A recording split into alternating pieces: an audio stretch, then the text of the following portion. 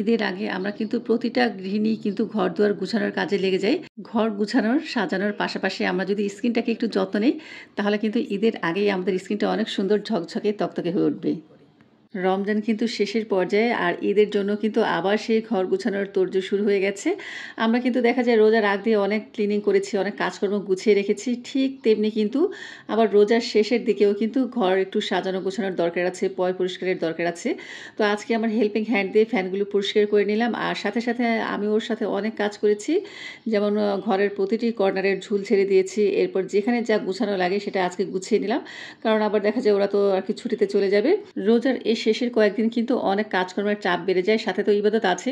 তো বন্ধুরা, তোমাদের ছোট্ট একটা কথা মনে করিয়ে দিচ্ছি। আমি জানি আমার অনেক আপুরাই জানো, তোমাদের সবারই মনে আছে আজ কিন্তু 26শে রমজান আর আজকে কিন্তু কদরের রাত।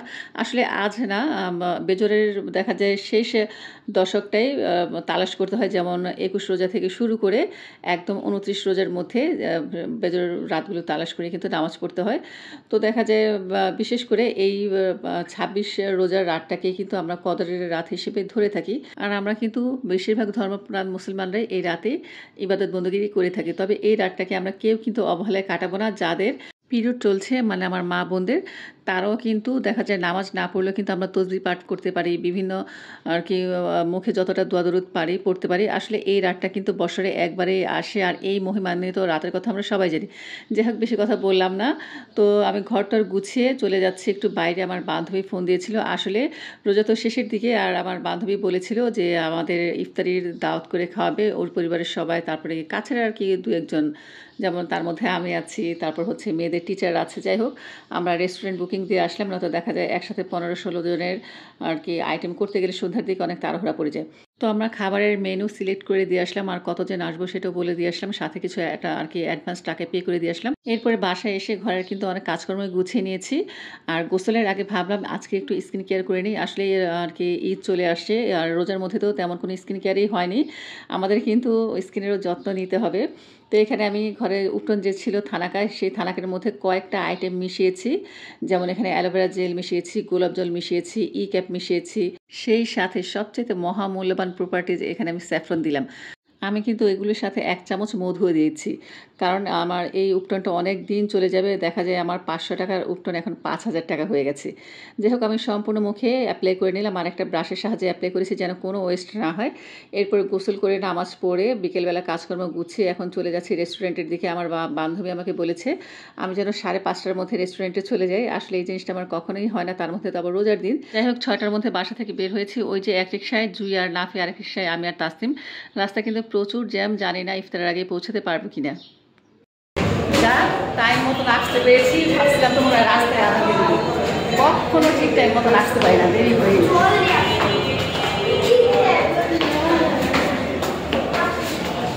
এই কারণেই আমরা সকালবেলায় সিদ্ধান্ত নিয়েছি।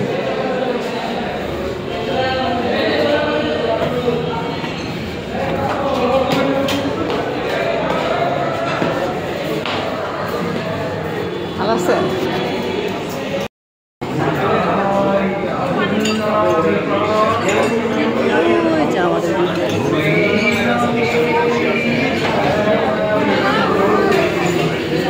কেমন আছো?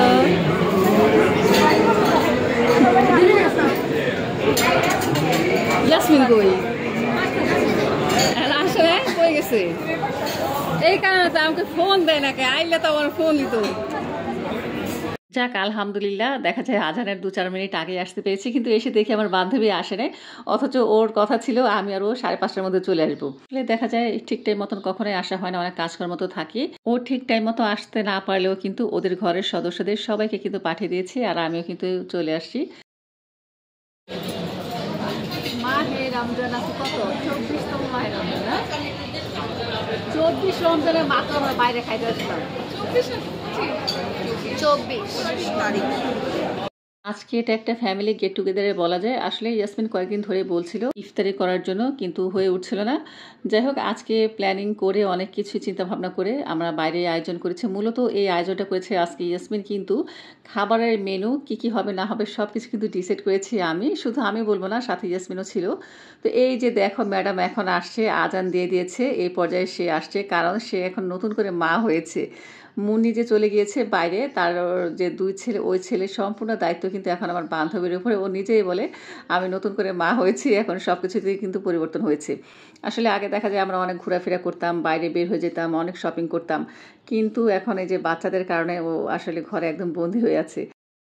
কিছু নেন কই, আপনি তো বাইরেটা খাইতেছেন, এদের যে চিকেন আছে, চিকেনের সবজি আছে, নানুর এটা একটু দাও। এটা খাইতে পারবো না খালা, মায়ের ক্যাশ না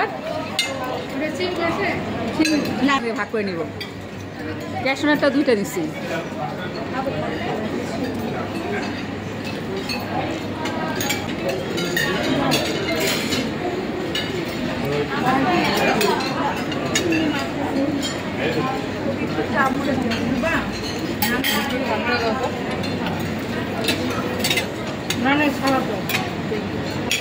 আমার মেয়ের দাঁত খোটাখুটি শুরু হয়ে গেছে। আপনারা কি খাচ্ছেন? আমার কি খাচ্ছ? বলো। স্প্রিং রোল বলো। মজা মজা লাগে। আর হাম কি খাই দেখি? আর হাম চিকেন খাচ্ছে। হ্যাঁ ভালো বলো মামি।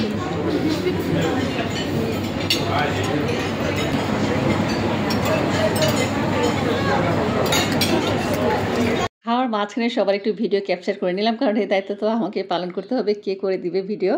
কারণ যার কাছে ভিডিও করতে দিই তাদের ভিডিও কিন্তু আমার পছন্দ হয় না। যাই হোক, এই যে সবাই খুব মজা করে খাচ্ছে, আর এই যে 2 বস দেখো, তাদের নিয়েই কিন্তু আমার বান্ধবীর আজকাল দিন কাটছে। আমরা যারা চাইনিজে খেতে আসি, আমরা যদি এরকম আগে ভাগে দেখা যায় সব কিছু অর্ডার করে দিয়ে যাই, তাহলে কিন্তু কোনো সময় লাগে না।